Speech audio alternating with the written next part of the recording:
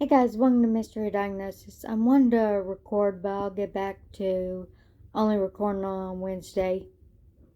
The pain that I had in my neck was a sharp pain when I would turn my head, but the pain between my shoulder blade and my spine, certain activities, throwing a ball, doing exercises like push-ups and things like that, really aggravated that area. Then, 5 years later, a new and seemingly unrelated symptom appears. I would feel a burning sensation in my chest, like a tugging or a pulling sensation in my esophagus when food would pass. Brian goes to see his family doctor, and she orders an endoscopy, the procedure in which a tiny camera is inserted down the throat and into the esophagus.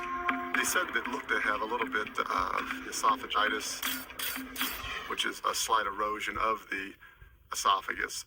Esophagitis is often caused by acid reflux, in which acid from the stomach backs up into the esophagus and irritates the lining. For people The new doctor to my prescribes some antacid channel, drugs, but the pain in Brian's the esophagus keeps getting worse. diagnosis towards the end When of I the would video talk, is correct one. my chest would vibrate and have a sensation that would cause me to want to cough. My chest felt like a golf ball was wedged up between my esophagus and my windpipe.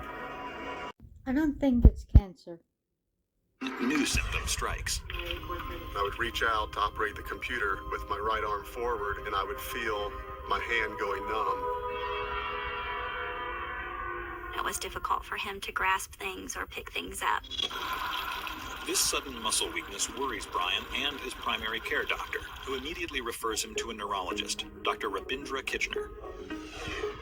Surprisingly, I couldn't find much on the examination, so that's when we proceeded to do a procedure called an electromyogram. It's a test that's done to check for nerve damage and muscle damage, and these studies came back as being normal. Then that's when we got an MRI of the brain and his neck and his back. These studies were also normal. I hit the ball. When I got to third base, I really had to make an effort to get in as much air as I could. He came home and was holding his chest. It felt like something had been ripped from the inside of my chest. They quickly grab Brian's medical files and head back to the ER. They checked him out as far as an EKG and a chest x-ray. I asked him if he thought it was a heart attack because the pains were so severe. But again, the tests all come back negative. 8 years since all of this started, yet another bizarre symptom begins to surface. I began having muscle twitches in all different muscle groups in my body. I'm wondering if it's parasite. You could actually see the muscles jumping on my legs, on my arms, and they began to move into my face and into my eyelid. Completely distraught, Brian returns to the neurologist he saw the year before.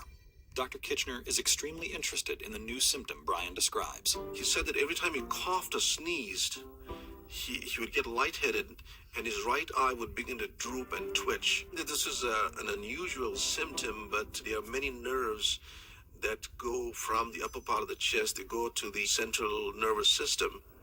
Dr. Kitchener immediately orders a CAT scan of Brian's chest, which is more sensitive than the standard x-rays Brian has had. The results are shocking. He did have a mass in the upper part of his chest. And they ordered a biopsy to see if it was cancerous. 2 weeks later, the results of the biopsy are back, and they show no trace of cancer. The mass that has shown up on the CAT scan appears to be an abnormally large lymph node. Oh, I know what this is. The biopsy shows that they contain something very strange: rock-hard calcium deposits. It's histoplasmosis. Histoplasmosis is a common respiratory infection that has affected up to 50 million Americans. It's caused when fungus spores found in bird and bat are inhaled into the lungs. The symptoms are similar to those of the common cold or flu. Most people recover without even knowing they've been infected. But in a very few cases, patients react abnormally and develop calcified lymph nodes over time. Brian had right away that when I swallowed, I did not have the sensation in my esophagus. That's good. Brian's myriad symptoms vanish almost overnight. 6 months after his operation, Brian feels better than he has in years. He and Amy are grateful to Dr. Kitchener and Dr. Pavlina for catching and curing his condition. I feel like I've been given my life back and able to enjoy my kids and do things that I normally wouldn't have had the energy to be able to do it. The experience has taught Brian, his family, and his doctors a valuable lesson. You just got to keep pushing on until you get the solution that's right for you and that brings you relief from what it is you're suffering from. I was thinking when I move, I am going to do the chocolate chip cookies and new shows like Monsters Inside Me for my channel. I was going to do the moving applications this week, but the reason I wait till New Year to do this is New Year's resolutions. And when I do move, I was thinking about doing random stuff on my channel. Not just medical, but I'll still do medical. I'm talking about like gaming. I'm not really good at gaming though. Baking, cooking. I'm not tired of medical videos. I just thought it'd be more fun for me to do different things on my channel.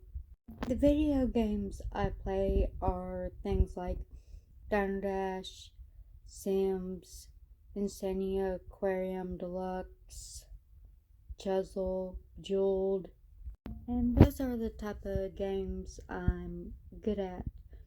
I also play stuff like Fate and Fate the Traitor's Soul. I'm okay at it. Thank you for watching.